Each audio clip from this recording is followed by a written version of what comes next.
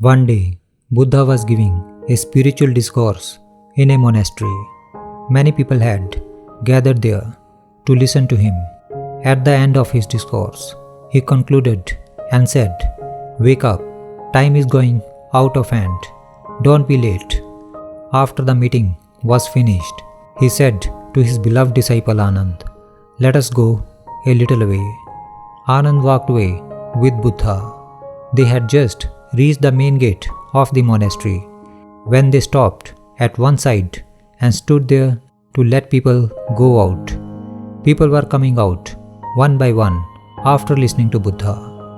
Suddenly, a woman came out of the crowd to meet Buddha. She was in a hurry. She said, "Oh blessed one, I am a dancer.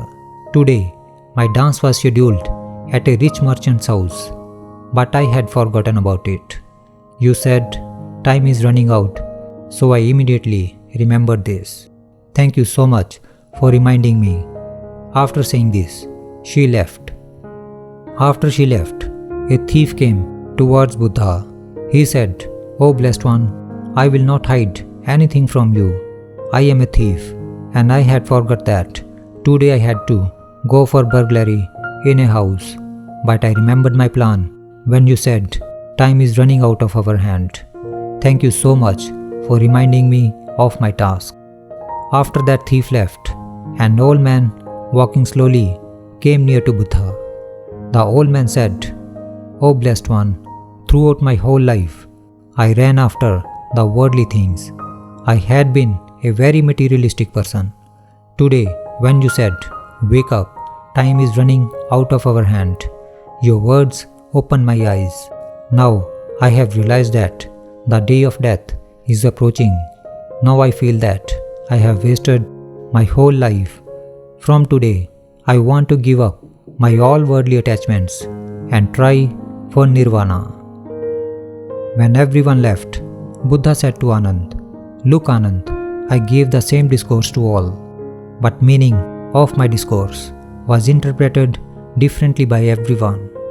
That woman, who was a dancer, understood my words differently, and she went for dance in merchant's house. That thief came to different understanding and thus went for burglary in a house. This old man understood my words differently and decided to try for nirvana in rest of his life. And in fact, this old man understood my words in a correct manner. The more one has a bag, the more he receives charity. Similarly, for nirvana, the bag of the mind has to be worthy of it. For this, it is very important for the mind to be pure, because only a pure mind can understand the true meaning of a sermon." If we observe, we will find that we all are also like that dancer and like that thief. We listen to many sermons and discourses, but we never try to go for nirvana because our mind is not pure. If we wish to achieve liberation, then we need to purify our mind first. Only then we will be able to understand the true meaning of Buddha's teachings.